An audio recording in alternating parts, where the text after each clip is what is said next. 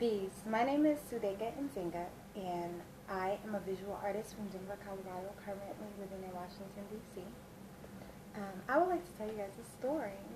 In June of this year, I painted a mural with the Kennedy Street Development Association, who had a day-long festival and wanted a mural to go up on the corner of Georgia Avenue and Kennedy, which, if you know anything about DC, is not necessarily the best area.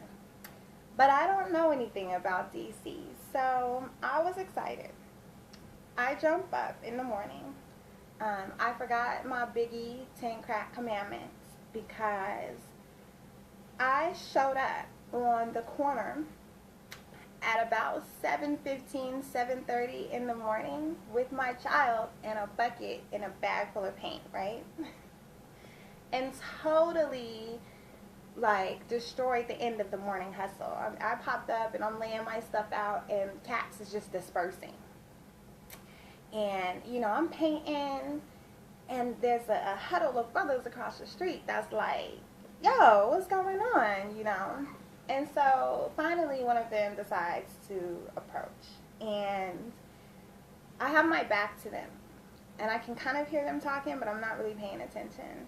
And he's like, yo, Shawty, who the fuck told you could paint on this wall this morning out here? And I'm not really a scared type of person. I should have been though. He approaches me from the back. And it's like, I'm talking to you. And I kind of turn my head a little bit to look. And my whole body, there's some people that are kind of thuggish that you don't really care that much about. And then there's some people that are about that life. And everything in me was like, this dude is about that life. You need to be on your P's and Q's. But my artist side was like, nah, I'm fighting for this. So, I continue to paint. And I'm like, oh, the store said that I could paint this wall. When he's rah, he goes in the store to check. Comes back out. It's like, all right, they said you could paint. All right, but you messing up the hustle. So we continue to paint. It sounds like The Wire all day, who has my money and I'm about to go around the corner and do this, that, and the other. Like, it was wild. So this brother, he keeps coming back and he's like, how long have you been painting? Forever. He's like, well, I used to draw.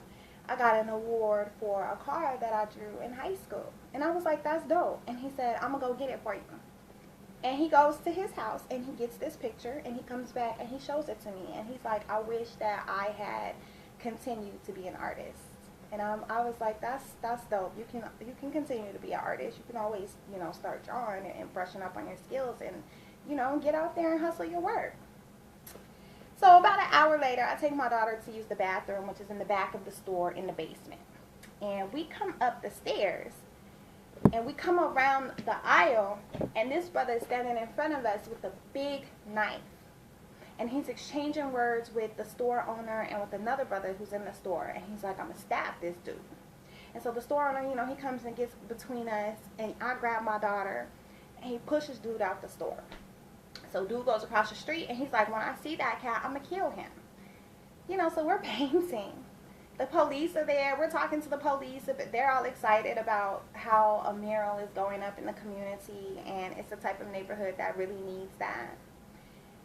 And all of a sudden, I look over my shoulder, and this cat is coming across the street after another dude with this knife in his hand. The police got guns out, run him down in the street, arresting him in the street about 100 feet away from my daughter, who's sitting nonchalantly just painting the wall as though none of this is happening. And inside, I was just like, oh my God, this is wild.